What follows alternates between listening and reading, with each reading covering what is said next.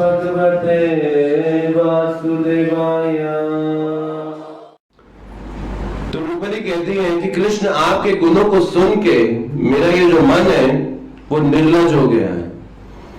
तो हालांकि मेरी गलती है, लेकिन फिर भी आप मेरी भर्त्सना नहीं कर सकते। अभी रुक्मिणी क्या सोच रहे हैं कि कृष्ण क्या सोचेंगे, मैं ऐसा लिखकर भेज रही हूँ, ये क्या है, लड़की आवारा है, कौन है ये कोई अच्छे घर से है कि राजा की लड़की है, कौन है ये ऐसा कोई सड़क छापा मेरे को ऐसा लेटर लिखे जा रही है। तो वो क्या कहती, रुक्मिणी कहती है गलती मेरी नहीं कि मेरा मन अटैच हो रहा है, अरे आप में इतने गुण हैं। तो अगर मेरी गलती हो कि मैं आपसे आसक्त हो रही हूं तो बात समझ में आए, लेकिन मेरी गलती नहीं है, गलती आपकी है। आप में इतने गुण क्यों है कि मेरा मन आपसे आसक्त हो रहा है। तो रुक्मिणी एक एक चीज सोच के प्रस्तुत कर रही है कि कृष्ण के मन में क्या क्या प्रश्न आएंगे। बहुत इंटेलिजेंटली लिखा गया, बहुत बुद्धिमत्ता से ये भी विचार करके कि कृष्ण जब पढ़ेंगे तो क्या सोचेंगे, और जो सोचेंगे तो उसका उत्तर पहले से रेडी, उसका उत्तर पहले से लिखकर भेजा है कि भगवान को कोई प्रश्न भी नहीं आना चाहिए कि ये क्यों लिखा गया है। तो कहते हैं आप इस बात के लिए मुझे दोष नहीं देना, क्योंकि आप इतने गुणवान हो। तो कोई आप जैसा गुणवान व्यक्ति हो और वो आपके बारे में सुन ले, ऐसा कैसे हो सकता है उसका मन अटैच ना हो। तो ये शिक्षा हमारे लिए कि अगर हम कृष्ण के बारे में सुनेंगे तो उसका परिणाम हमको क्या मिलेगा कि स्वाभाविकता ये मन कृष्ण से आकर्षित होगा। तो कृष्ण से आकर्षित होने के लिए क्या करना होगा, हमें कृष्ण के बारे में सुनना होगा, कृष्ण का गुणगान हमें सुनना होगा, और फिर वो एक एक करके कृष्ण का गुण बताना शुरू करती है। वो कहती हैं एक एक करके कृष्ण के गुण को प्रदर्शित करते हुए कहती हैं कि आपका रंग श्यामल वर्ण का है, आपकी आंखें कमल के पुष्प के सदृश हैं, और जो आपने स्वर्ण के आभूषण पहने हैं, और साथ में आपने बंदुली फूल और रूबी की जो माला पहनी है, और ये जो मूनस्टोन क्या होता है, चंद्रमा का रत्न ऐसा कुछ बताया, जो ये पहना है, ये आपकी सुंदरता को और मोहक बना देता है। फिर वो लिखती है आपके अंग, आपकी जीवा, आपके होठ, आपका प्रत्येक अंग, इसकी जो सुंदरता है उसको तीनों लोकों में इसकी बखान नहीं किया जा सकता। सारे आध्यात्मिक और सारे भौतिक जगतों में आपसे अधिक सुंदर और कोई नहीं, इसीलिए वो क्या कहती हैं, भुवन सुंदर,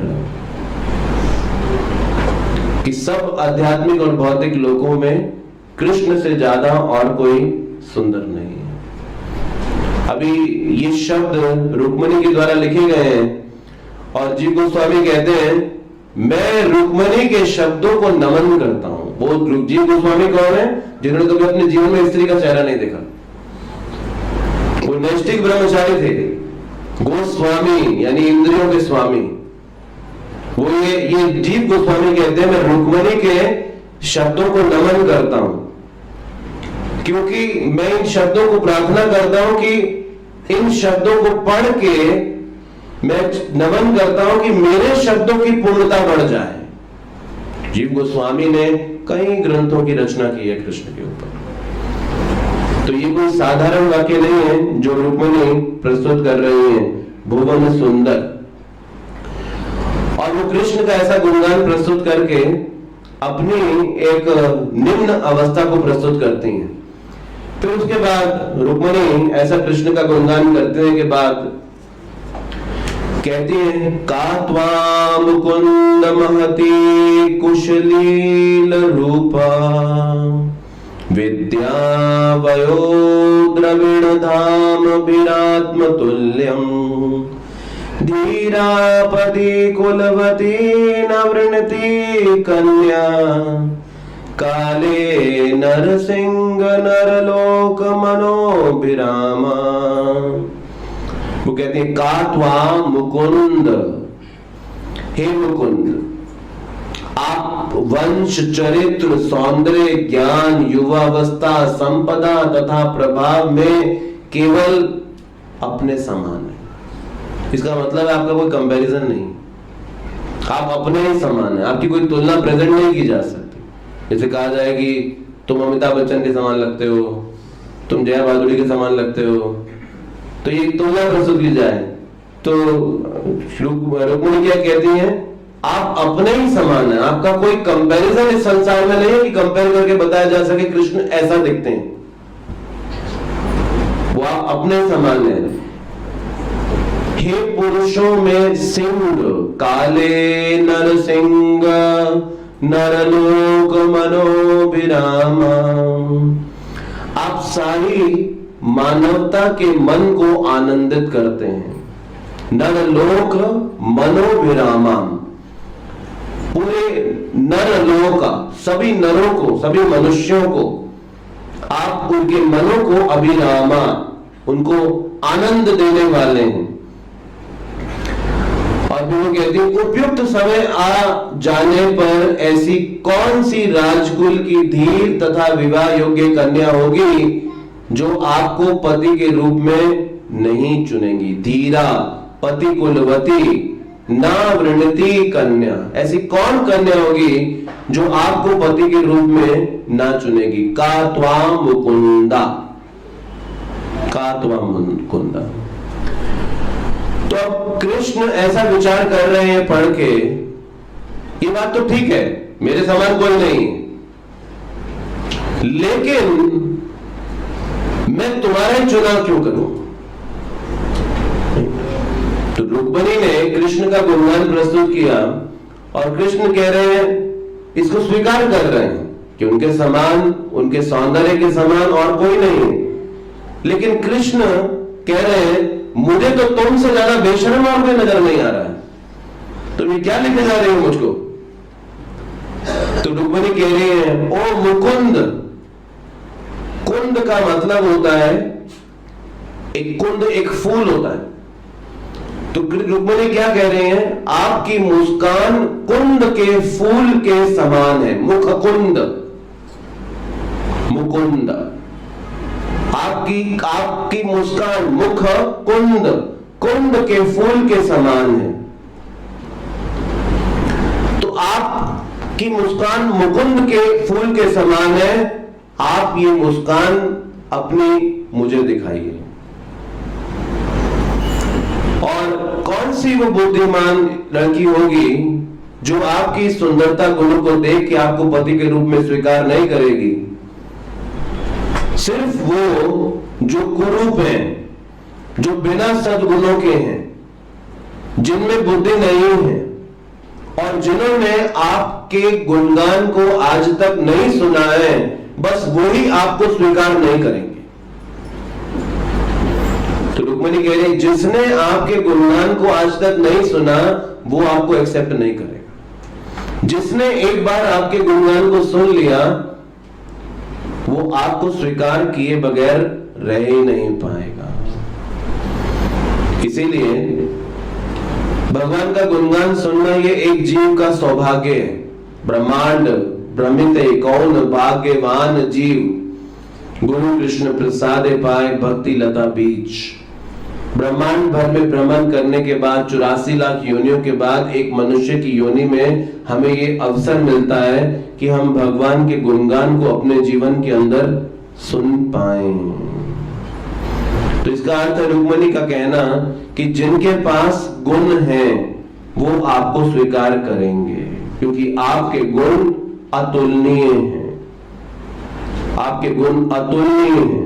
और कृष्ण की तुलना नरसिंह, सिंह से कर रही हैं वो। तो वो कह रही हैं आप सिंह के समान अनियंत्रित हैं। लेकिन ये मत सोचिएगा शादी करके मैं आपको नियंत्रित करना चाहती हूं। आप सिंह के समान अनियंत्रित हैं, ये विचार मत कीजिएगा मैं इसलिए विवाह करना चाहती हूँ ताकि मैं सिंह को कंट्रोल कर सकूं। तो मेरी ऐसी कोई इच्छा नहीं है। तो अब आप बताइए, अगर आप मेरे मन में निवास कर रहे हैं तो इसमें मेरी क्या गलती? आपके गुण ही ऐसे हैं, इसमें मेरी क्या मिस्टेक है कि आप मेरे मन के अंदर निवास कर रहे हैं?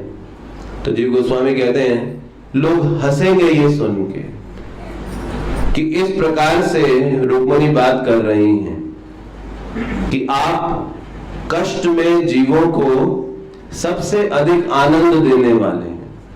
तो सिंह जो है पशुओं में सबसे श्रेष्ठ माना जाता है, इसीलिए कृष्ण की तुलना रुक्मिणी सिंह से कर रही है, और एक तरह से सिंह से करते हुए ये कह रही है कि भौतिक और आध्यात्मिक सभी प्रकार के जगतों में हे कृष्ण, आप सबसे ज्यादा श्रेष्ठतम हैं और आपको समझ पाना इतना सरल नहीं है।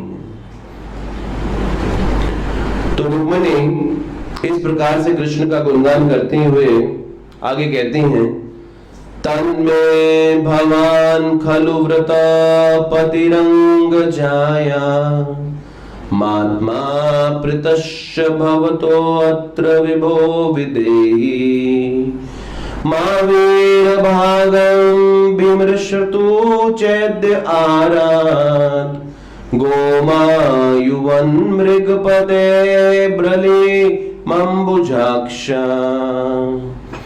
तो वो कहती हैं, हे प्रभु, मैंने आपको अपने पति रूप में चुना है और मैं आपकी शरण में आई हूं। हे सर्वशक्तिमान, तुरंत आइए और मुझे अपनी पत्नी बना लीजिए। हे मेरे कमल नेत्र स्वामी, किसी सिंह की संपत्ति को चुराने वाले सियार जैसे शिशुपाल को, एक वीर के अंश को कभी छूने ना दीजिए। तो शिशुपाल की तुलना सियार से कर रही है वो, और वो कह रही है कि एक सिंह का अंश शिशुपाल जैसा सियार नहीं चुरा सकता। जनरली सियार जो है, जब सिंह छोड़ देता है अपना शिकार, खा के छोड़ देता है, जो बचा कुचा होता है, तब सियार आता है उसको खाने के लिए। लेकिन यहाँ पे रुक्मिणी कह रही है कि शिशुपाल तो सियार की तरह और आप सिंह की तरह हो, और मैं आपका अंश हूं, और वो पहले से मुझको ले जाने के लिए तैयार बैठा है। तो इसलिए आपको कुछ विचार करना चाहिए। तो आचार्य विश्वनाथ चक्रवर्ती जी कहते हैं, रुक्मिणी कह रही है, क्योंकि मैं आपसे आकर्षित हूं, इसीलिए मैंने आपको अपने पति के रूप में चुनाव किया। और ऐसा नहीं है कि मैं अब आपको चुनाव कर रही हूं क्योंकि मैं शिशुपाल से शादी नहीं करना चाहती, इसीलिए मैं आपको उपयोग कर रही हूं, लेकिन पहले से ही मैं ऐसा चुनाव कर कर बैठी हूं। जब से मैंने आपके बारे में सुना है, मेरी आत्मा और मेरा शरीर ये दोनों आपके कमल चरणों की सेवा में समर्पित है। और ये जो पत्र मैंने आप तक भेजा है, ये पत्र इसलिए भेजा है कि मैं आपको अपनी मनस्थिति से अवगत करा सकूं। अगर आप मुझे स्वीकार करेंगे, मैं अपने जीवन को बनाए रख पाऊंगी, और अगर आप मुझे अस्वीकार करेंगे तो मैं इस शरीर को त्याग दूंगी। लेकिन ये देह मैं आपके अलावा किसी और को नहीं दूंगी। इवन वो कहते हैं कि अगर ब्रह्मा जी भी आकर बोलेंगे तब भी नहीं। लेकिन ये जो मेरा अर्पण है अपने आप को आपके प्रति, ये बलि महाराज की तरह भी नहीं है। तो बलि महाराज ने क्या किया था? बलि महाराज आत्मनिवेदनम के प्रतीक जाने जाते हैं। 9 भक्ति की विधियों में सबसे कठिन विधि है भक्ति की क्या? आत्मनिवेदनम। हम सुनने को तैयार होंगे, भगवान के लिए नाम लेने को तैयार होंगे, अर्चना करेंगे, वंदना करेंगे, सेवा करेंगे, लेकिन शरणागति आत्मनिवेदनम सबसे कठिन रास्ता है 9 भक्ति की विधि में। यह आसानी से नहीं होता। तो बलि महाराज को आत्मनिवेदनम का प्रतीक माना जाता है। और रुक्मिणी कहती है, लेकिन मेरी शरणागति बलि महाराज की शरणागति से भी बड़ी है। क्यों? उसका उत्तर देती है, क्योंकि बलि महाराज ने जो शरणागति ली थी वामन देव की, उनके मन में वामन देव के प्रति कोई भावनाएं नहीं थी, प्रेम नहीं था। वो बुद्धि से ली थी उन्होंने, क्योंकि विष्णु आए हैं तो सब कुछ विष्णु के द्वारा दिया गया है। तो अगर विष्णु आके मांग रहे हैं तो फिर मैं रोकूं क्यों? ये बुद्धि की बात है। वो इस सिद्धांत से कन्विंस थे और उन्होंने वामन देव को अपना अर्पित कर दिया सब कुछ। लेकिन रुक्मिणी इस बात से अर्पित नहीं कर रही है अपने आप को। तो रुक्मिणी कह रही है मेरी शरणागति बलि महाराज से ऊंची है, क्योंकि मैं ये शरणागति सब प्रेम कर रही हूं। तो जब बलि महाराज शरण ले रहे थे वामन देव की, उसमें प्रेम नहीं था, उसमें प्रेम का विचार नहीं था। लेकिन रुक्मिणी जो कृष्ण का आश्रय ले रही है, उसमें प्रेम का विचार है। इसीलिए वो प्रेम होने की वजह से ये शरणागति बलि महाराज से भी ज्यादा श्रेष्ठ हो जाती है। और रुक्मिणी कहते हैं कि आप तुरंत उस ब्राह्मण को उत्तर के साथ वापस भेज दीजिए। मैं जानती हूं चाहे आप मुझे स्वीकार करें या अस्वीकार करें, दोनों ही परिस्थितियों में शिशुपाल मुझे प्राप्त नहीं कर पाएगा। तो अगर आप मुझे अस्वीकार करेंगे मैं प्राण त्याग दूंगी, आप स्वीकार करेंगे तो मैं यहां से आ जाऊंगी, लेकिन दोनों ही परिस्थिति में मैं शिशुपाल के पास नहीं जाऊंगी। और अगर शिशुपाल आके मेरी इच्छा के बगैर मुझे स्पर्श करता है तो मैं इस विनाश को स्वीकार करूंगी, इस आशा से कि एक दिन आप मुझे जरूर प्राप्त हो जाएंगे। और अगर फिर भी नहीं मिले तो इस विरह की अग्नि में मैं अपने शरीर को जला दूंगी। लेकिन मेरा एक डर है, इस सारे कार्य में आपके ऊपर धब्बा लगेगा, आप इससे अप्रसिद्ध हो जाएंगे और जो आपका है वो शिशुपाल जैसा सियार चुरा कर ले जाएगा और इससे आपका अपयश चारों तरफ फैल जाएगा। इसीलिए कृष्ण, मैं आपके चरणों पे अपने ध्यान को केंद्रित कर रही हूं। तो रुक्मिणी ये बड़ी एक्सेप्शनल शरणागति प्रकट कर रही हैं कृष्ण के प्रति। ये बिल्कुल अद्वितीय है अपने आप में, इसका कोई उदाहरण नहीं दिखाई देता। जिस प्रकार से रुक्मिणी कृष्ण का आश्रय ग्रहण कर रही हैं कि या तो वो अपना शरीर त्याग देंगी या वो कृष्ण को प्राप्त करेंगी। ये है भक्त का लक्षण, इसे कहते हैं भक्त।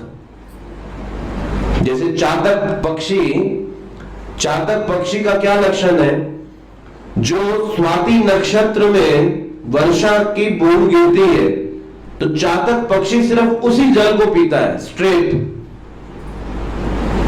वरना पूरा वर्ष भर ये जो चातक पक्षी है वो जल नहीं पीता। तो उसी प्रकार से भक्त भगवान की शरणागति में समझौता नहीं करता। वो एकमात्र कृष्ण का है और कृष्ण एकमात्र उसके हैं। ये ऐसी भावना एक भक्त के अंदर रहती है। तो इस प्रकार से रुक्मिणी आगे कहती हैं कृष्ण को,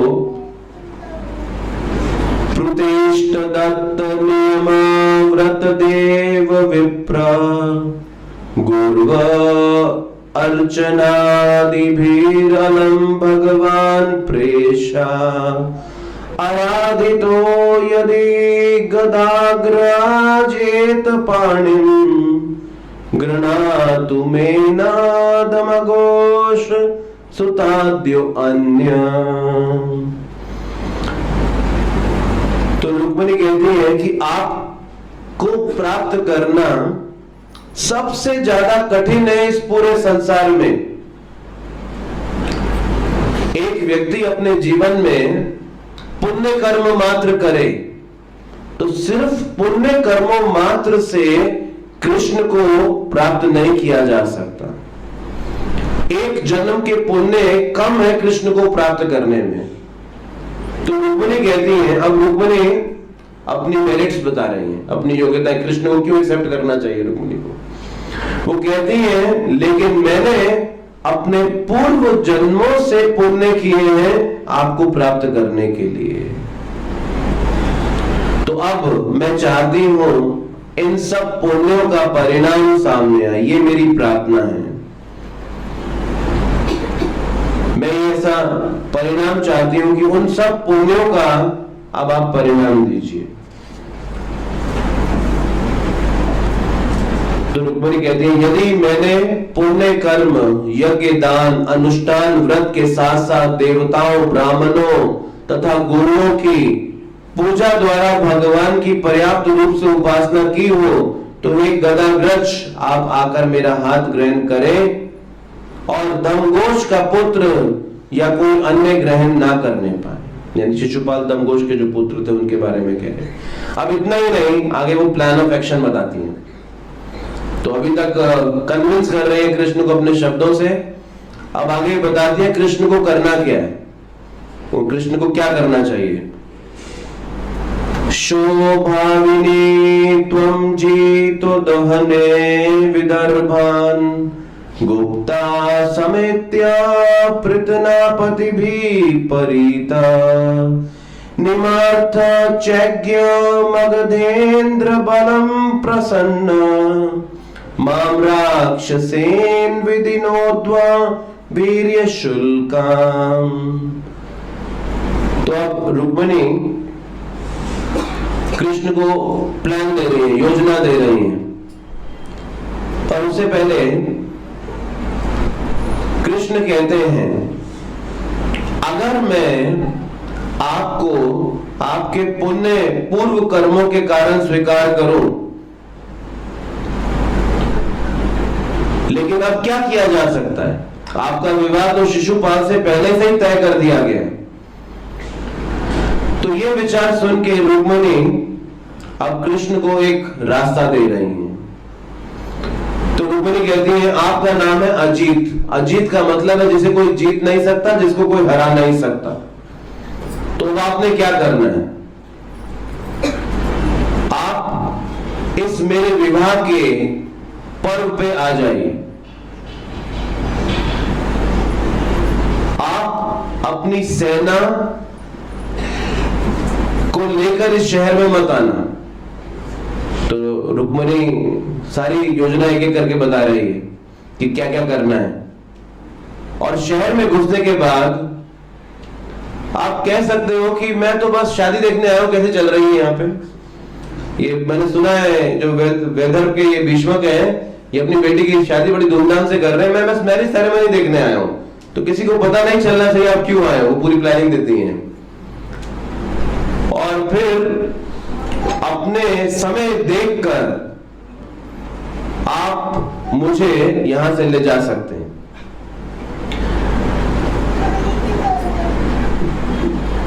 तो आगे रुक्मिणी कहती हैं, अंतपुरातर चरिमा निहत्य बंधून त्वामुदय कथमित प्रवधाम युपाये पूर्वे दुरस्ति महति कुलदेव यात्रा यस्यां बहिर्वधू गिरिराज मुपेयात।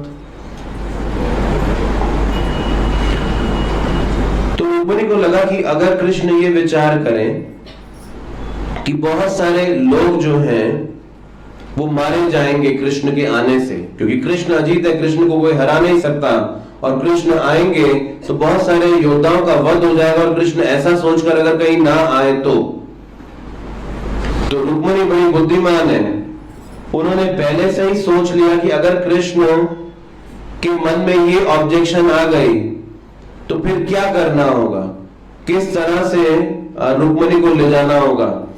तो रुक्मिणी कहती हैं, आप दुर्गा के मंदिर में आना और वहां से आप मुझे चुरा कर ले जाना। तो रुक्मिणी ने कृष्ण को ये योजना बता दी। अभी आप देखिए कौन किसका अपहरण कर रहा है।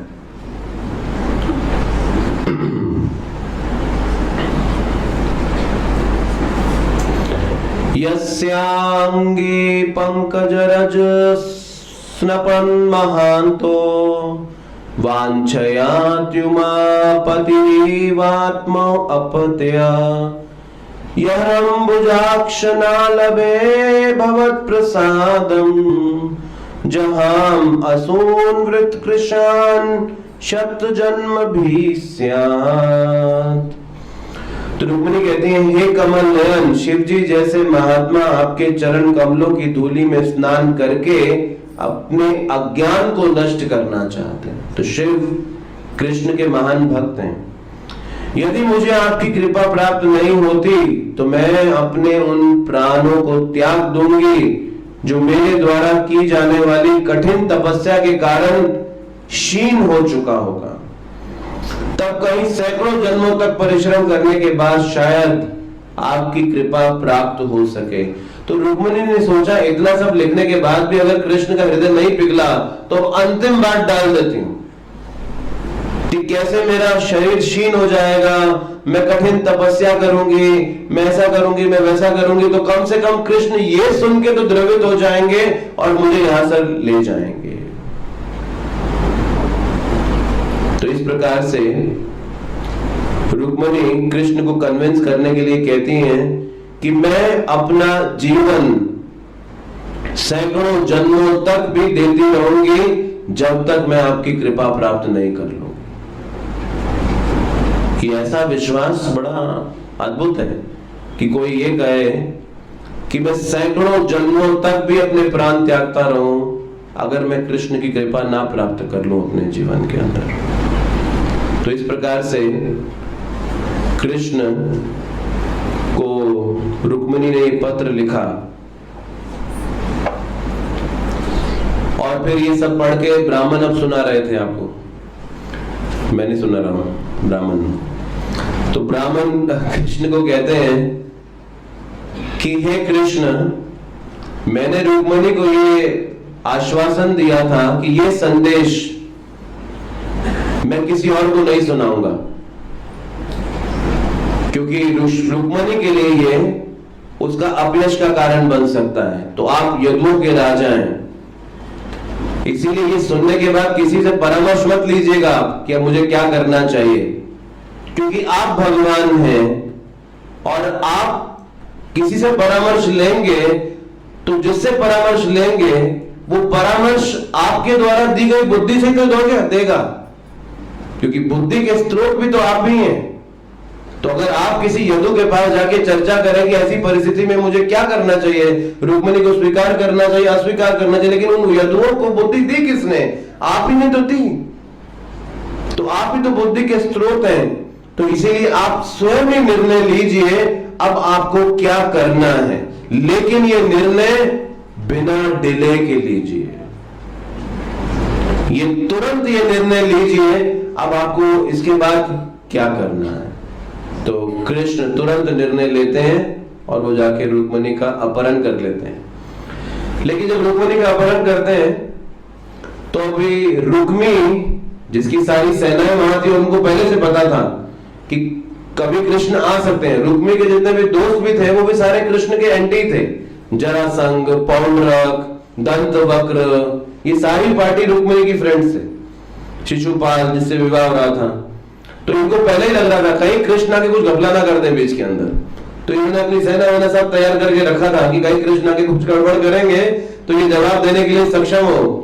तो जिस समय कृष्ण आए रुक्मिणी को लेने उस दुर्गा मंदिर से, और जैसे ही रुक्मिणी को कृष्ण ने अपने रथ पे बिठाया तो तुरंत जो रथ की वो जो लगाम थी कृष्ण ने रुक्मिणी को दे दी, बोले तुम चलाओ। तो एक तरह से रुक्मिणी कृष्ण को किडनैप करके ले जा रही थी, बजाय कृष्ण रुक्मिणी को किडनैप करके ले जा रहे थे। और कृष्ण ने अपना धनुष उठाया और उन सब सेना से युद्ध करने लगे रथ पे खड़े। तो इस प्रकार से ये रुक्मिणी और कृष्ण का विवाह नहीं है, ये जीव का भगवान के साथ विवाह है। तो शास्त्र क्या कहते हैं? हम सब प्रकृति हैं और एकमात्र पुरुष कृष्ण है, और ये जीवन उस परम पुरुष की सेवा के लिए बना।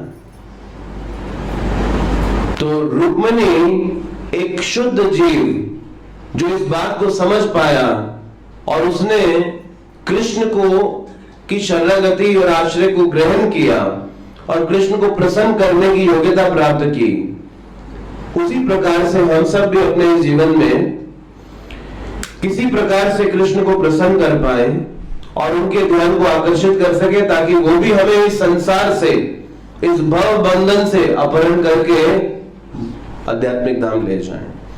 हरे कृष्णा। तो हरे कृष्णा